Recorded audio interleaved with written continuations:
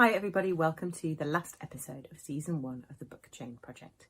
This week Kate Gilby Smith is interviewing Sade Fadipe, and her beautiful picture books are on display for everybody to enjoy, especially as one is all about snow and we're coming up to the winter season, and I know that we're all going to be thinking about Christmas presents, so that one's for your list. I will see you on the other side and we will talk a little bit more about what's coming up next year. Bye for now. Hello everybody, my name is Kate Gilby Smith and this is this week's episode of the Book Chain Project. I am the author of a book called The Astonishing Future of Alex Nobody, which is here. And last week I was interviewed by the fantastic Melissa Welliver, who is the author of The Undying Tower. And this week I have the pleasure of interviewing Sade Fadipe, who is the author of Snowy Joy, which is such a wonderful, Christmassy, beautiful book, and I'm so looking forward to chatting with her. We tried to have this conversation yesterday.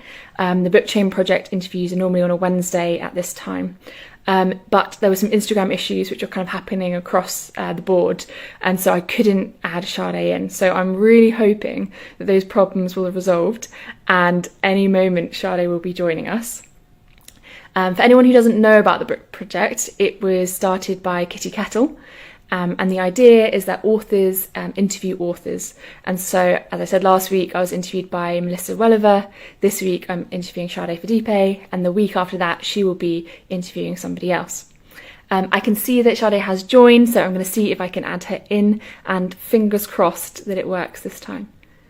Please cross your fingers with me.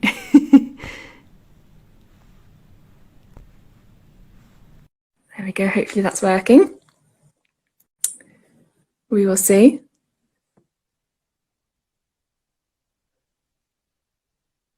Just bear with me as hopefully this works. I'll just wait a few minutes. For anybody who doesn't know, the Book Chain Project, it's been going, I think, since the beginning of the year, and there are just so many fantastic authors who have been interviewed on there. Oh, Shai is joining. Hello.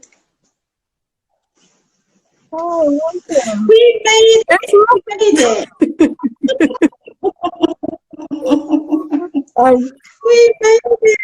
I'm so delighted. For a second there, I thought, oh no, it's going to happen again. Oh, I felt for you yesterday, honestly. For you. It was kind of scary enough, kind of starting Instagram Live, and then I hadn't quite figured out what I was going to say while I was trying to make it work. But I'm glad we've got there in the end, and now we can chat. Yes, we can. Yes, we can. And thanks to everyone who's been bearing with us. It's going to be worth the wait. So I'm very excited to chat to you about Snowy Joy. Thank you. I should just launch in, I think, with a question. Can you tell us a little bit about yourself and just give us a brief overview of Snowy Joy? Okay. So my name is Sade Fadipe. I obviously we're authors. I write for primary school age, picture books, middle grades, and I'm a teacher by profession, but I fell in love with stories and writing when I met Quentin Blake. Wow.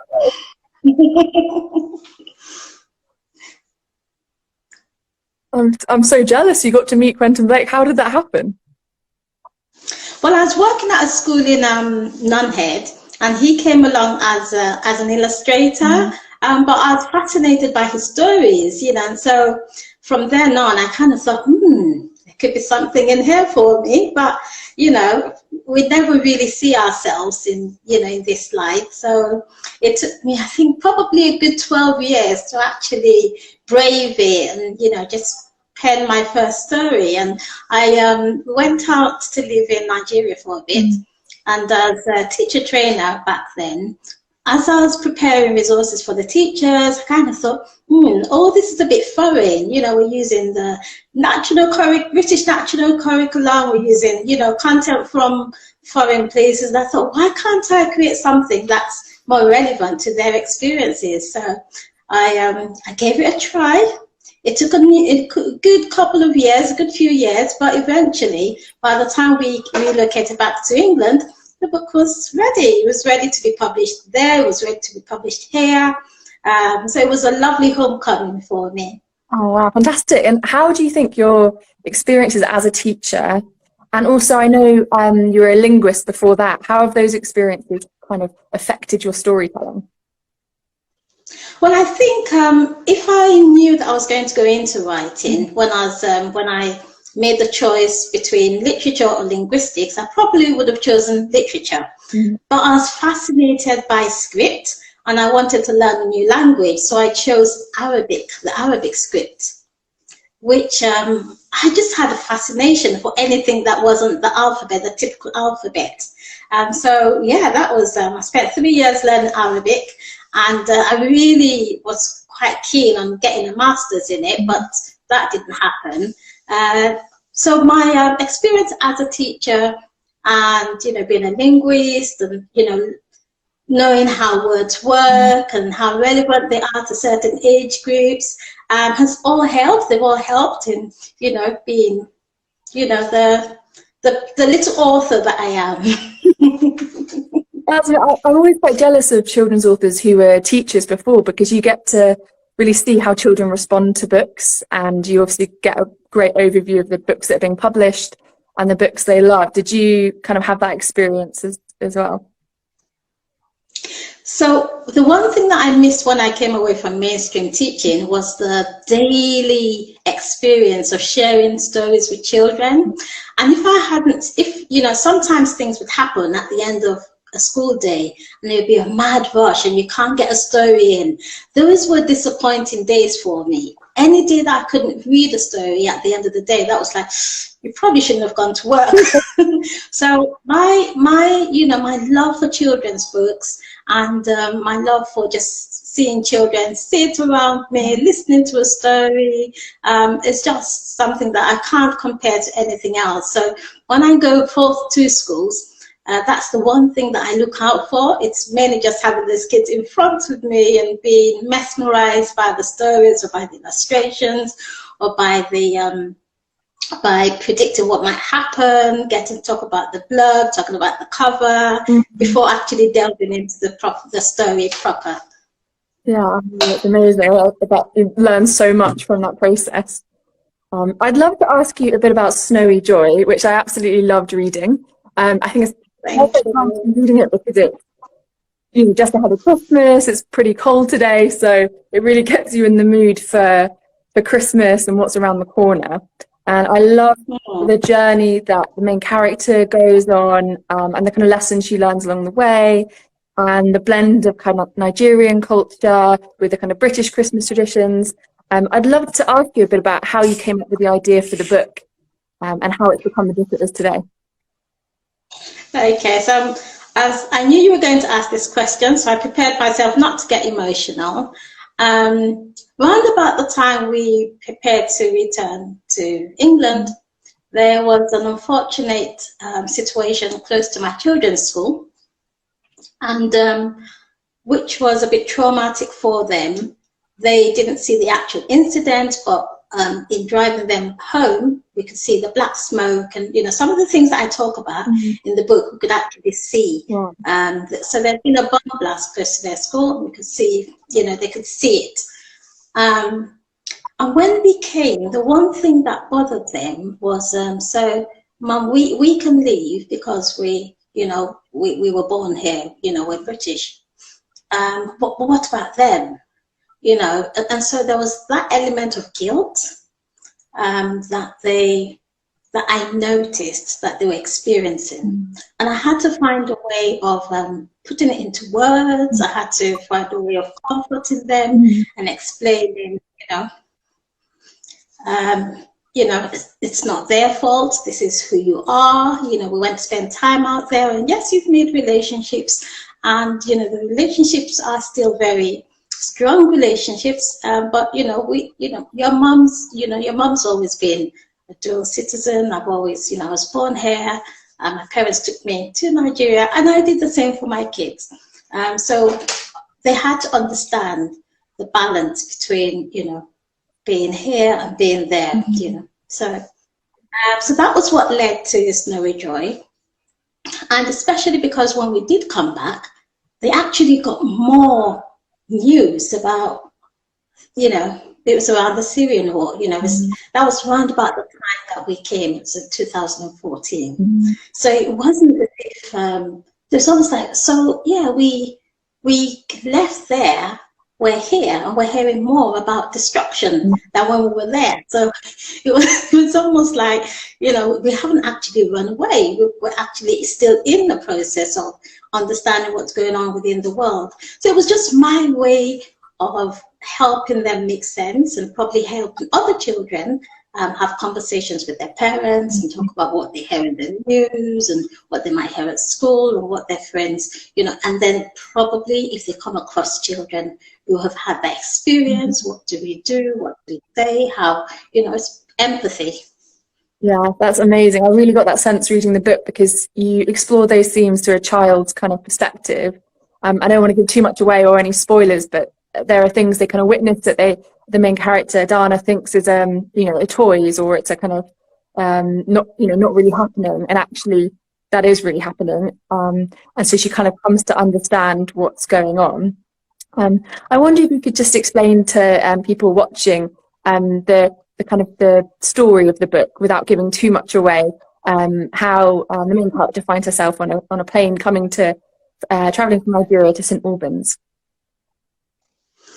So it's a story about Adana who lives in Nigeria and, you know, is excited. She's never experienced snow before. She's seen it in movies, she's even seen it on the TV, she's seen it in stories, but she's never actually experienced the snow. And this has been a lifelong dream. So when her uncle invites her over for Christmas, it's like, oh, wow, thank you, a million thank yous, uncle. And she's excited. Not knowing that her family logistics had changed. Her parents were now both self-employed and they had to run their own business, so they weren't able to take her, and this is where her trauma begins. And, you know, but luckily she's got the grandmother, you know, whom we refer to as her rock. And but along the line, you know, there seem to be more things that unfold that make her think at some point, I wish I'd stayed back home. I wish I'm going to miss all my family. I'm going to miss the presents. I'm going to miss my family. I'm going to miss the Christmas parties, the weddings that happen at Christmas, the masquerades, the drummers, the Christmas carols. And there's just so much that she starts to think about, and she really just wants to go back home. So without giving anything away, about all of that, about the Nigerian traditions at Christmas, that she gets her wish that, you know, to go to St Albans and see the snowy Christmas, but then the kind of reality of that and feeling kind of torn between those two things, kind of fantastic to read about. And in a way, symbolic of, you know, much as the story it's fiction, but every time I look at it, I kind of see similarities, you know, me being torn between two cultures, between two languages, and yet we overcome them, you know, so it's, there's symbolisms there, but that weren't intentional. Yeah, it's amazing how that, I think I've experienced that too. Things come out in writing that have been in the kind of back of your mind or kind of important to you, and then you see them coming out in your writing and you think, oh, I didn't do that on purpose, but that's kind of what happened, which is amazing. I wanted to ask you a bit about the main character, Adana, and she has been experienced bullying at school, and she, for her accent, which is considered a bit of a strange accent, she's travelled so much. And she feels like she doesn't quite fit in. Why did you want to explore a character who feels that way? I don't know. Adana comes natural to me. So the name is, so there are three main tribes. Well, actually, there are hundreds of tribes in Nigeria. But in terms of region, we've always referred to having three regions: the Igbo, the Hausa, and the Yoruba region. And she's from the Igbo region. I'm not, but I wanted to choose a name that was that I could relate to, because I've got a lot of friends that are from that region, and she comes across to me as, I don't want to say a mini version of myself. I just want to, she's a character that has been created with all the different characters that I know. And unfortunately, when I write, I pump all my characters into this one person. So she could be so many things in so many places in, you know, different points in time. So here she's 10 years old. She loves the snow. She hates the newspapers.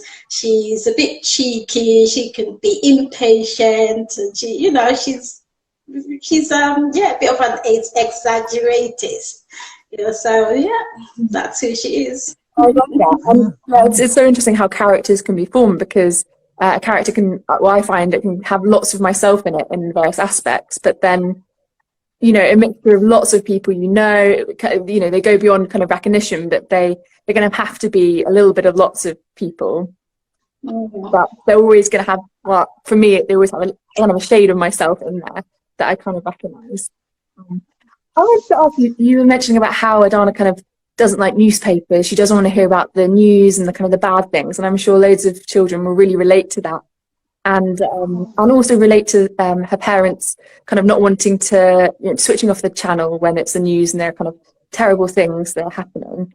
I wanted to ask you about how you go about kind of approaching those kind of issues. There are issues of kind of war and various other things. How do you go about approaching that in the book, and also with children in events and things that you do?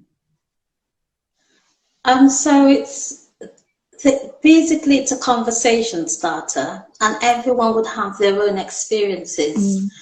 So we usually start with what you know, which is always the best way, and what you know, and how you've experienced it. Have you had anyone close to you that's been in such a situation? And if they haven't, then we rely on the secondary resources. We rely on the news. What do we have from the news? How can we translate it? But in the book, that, you know, we were referred to it as broken toys. So she looks around and says, I see a million broken toys. And, you know, bearing in mind that it's Christmas, so, you know, it's almost as if we have to tweak it, you know, not put it in their faces, and, you know, just tweak it, and just, you know, what would a child think if, you know, if the trains were off their tracks, or what would they think if they're animals in the cages? You know, what could you do about it? How would it make you feel? There's a lot of empathy that we, you know, embrace going through the topics. The interesting topics really that we delve into easily are the ones about pollution, you know, about global warming and how all these different elements affect our lives. Those are the easier topics to go into, you know. So we talk about the ocean, we talk about the air, we talk about water. So there's so much to talk about, Yeah, that's amazing. And on that front, I wanted to ask about some of the responses you've had to the book so far from children who have read it, or children you've kind of met at events and things. I can imagine, whether it's a child reading it with their parent, there are so many questions that come up. And I wanted to ask about that experience for you so far.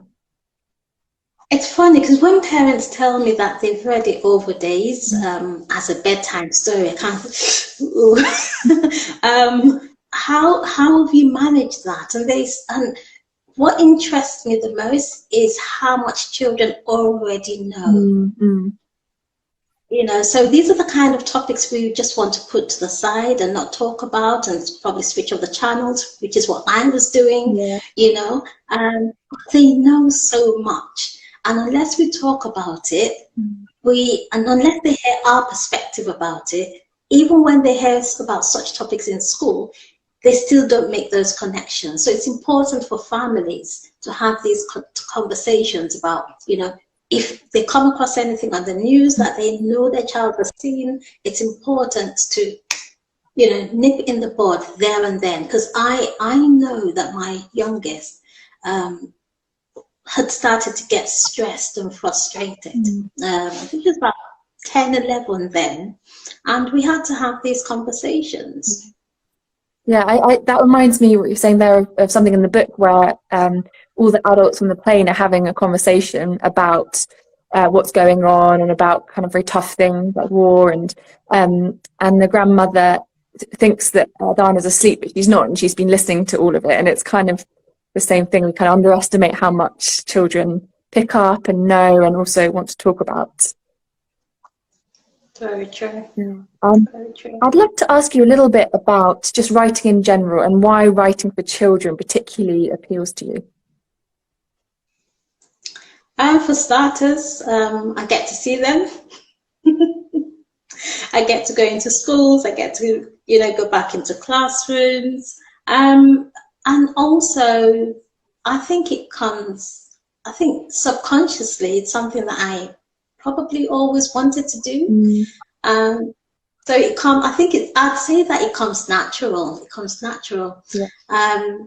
My primary teaching experiences kind of lured me into becoming a children's writer without me knowing it. I think I'd been teaching for 12 years when I wrote my first script. Yeah. And can I ask you a bit, what was that process like when you first got published? How did it happen?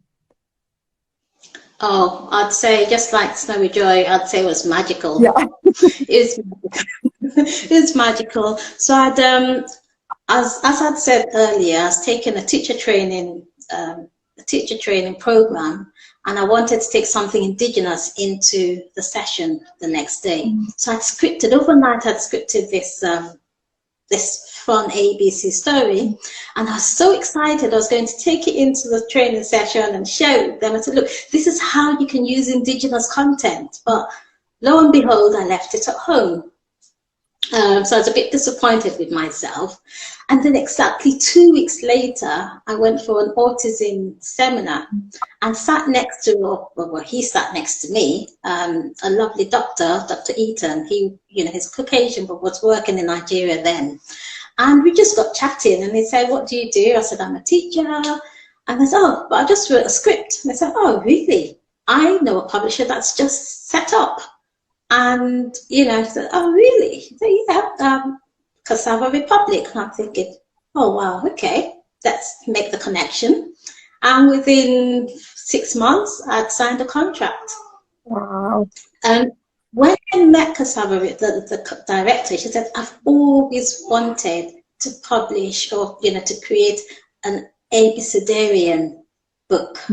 So this might just be the one. And lo and behold, she loved it. Oh, wow. And the rest is history. And what was the experience like? How was it different making Snowy Joy to a fun ABC?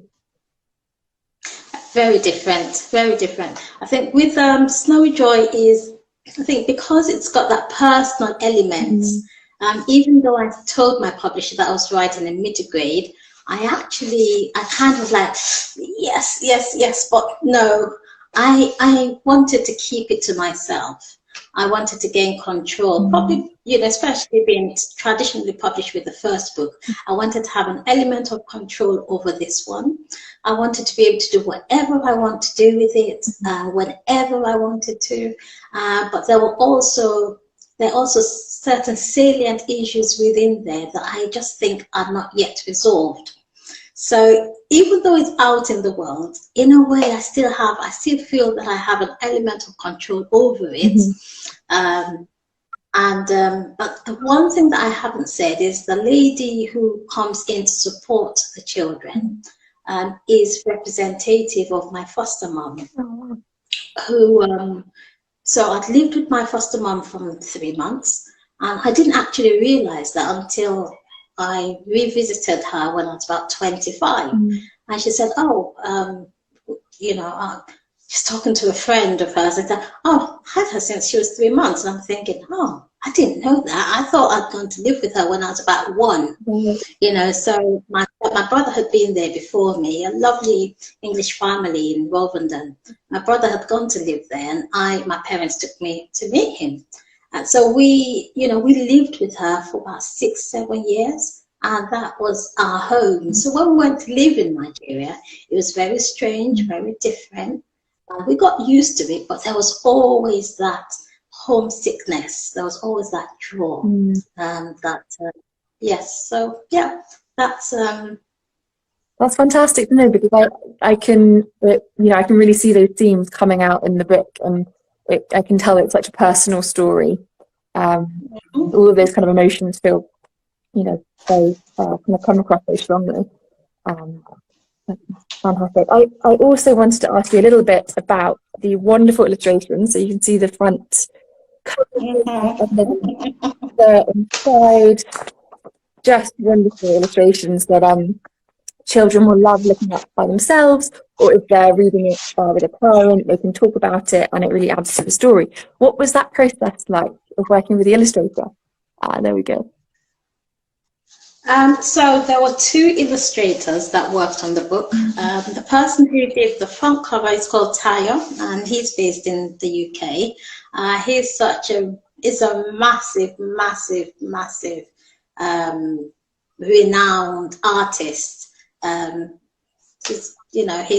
just need to look at his profile. He's out there in the world. So I was really lucky to be pinned him down to say, look, I want you to do my book cover. And he had to, within his busy schedule, he had to sit down and go through the entire book, because I needed him to reflect on the emotions within the story. And by the time he got that, it was like we were both so happy. Now, the illustrator who did the internal illustrations, he's the same illustrator that did the Fun ABC. And his Fun ABC has been acclaimed in the US, and it was last year got about three notables within the USA. One was for the Mock Cardinot Awards, which is the oldest children's picture book illustration award in the United States. But it's called the Mock Cardinot if you're not based in the US, or if you're not based in the US, or if your publisher is not based in the US. So if they don't know where you've come from, or if they don't know about you, then you could get put into like a mock. And so we went through another selection process, and we were one of 10 books throughout the USA, which is really good. And from there, I think there were certain other notables. So the book got mentioned quite a bit in America last year. So yes, I've been very fortunate to have two amazing illustrators work with me. Oh, that's fantastic. I love hearing about the process of working together, because I know it's such a close relationship, and in order to kind of represent the story you've told, you really need to work closely together, and it's just a kind of a beautiful book that you've created. We're almost out of time, but I just wanted to ask you two more things. What was your kind of greatest hope when writing Snowy Joy? What kind of effect do you want it to have on those children who read it? I think empathy being the biggest one. Empathy and conversations. Empathy, conversation. So the conversation, the healing comes with the conversations. Before the healing comes the empathy. So so at the end, when she says, I'm happy that, I'm grateful, that, without telling too much, that is her reflecting and, realizing that actually there's some people that have to live through this on a daily basis. And it's, and children need to know. So there's that element of, understanding that, yes, your life might be fine, might be fantastic, you might have everything in the world, but there are some children who do not. So that element of empathy. That's amazing. I think, empathy is the most important thing with children's writing, and what it kind of encourages children to develop. And as you say, there'll be so many questions and things to think about for any child or adult who reads the book. And that's a totally wonderful thing. And finally, I just wanted to ask you about what you're working on now. Are you writing anything at the moment? Have you got anything in the pipeline? I do. I think so. I can't wait to get back to carrying on with Snowy Joy Part 2. I can't wait. That's, that had started, but along the line, because I had certain delays with Bouncy 1, 2, 3, I started writing an animal series. So I've got an animal series in the making. I'm through 1.5. And with animal books, you need a couple. You need a couple in the kitty before you can say, right, there you are. This is it. So I'd like to pitch those. I hope to pitch those to, through an agent, only because, I like experimenting. I've done the traditional publishing. I've done the self-publishing.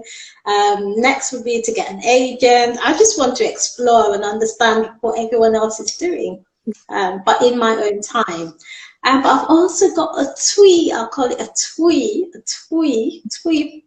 I won't call it a pandemic story. I'll call it a historical fiction that's got an element of what happened last year. So it's not really to do. So it's historical fiction, and it's twee. It's for 4 to 5 year olds. A picture book, and I'm excited about that one. Oh wow! So I've got 2 books due next year.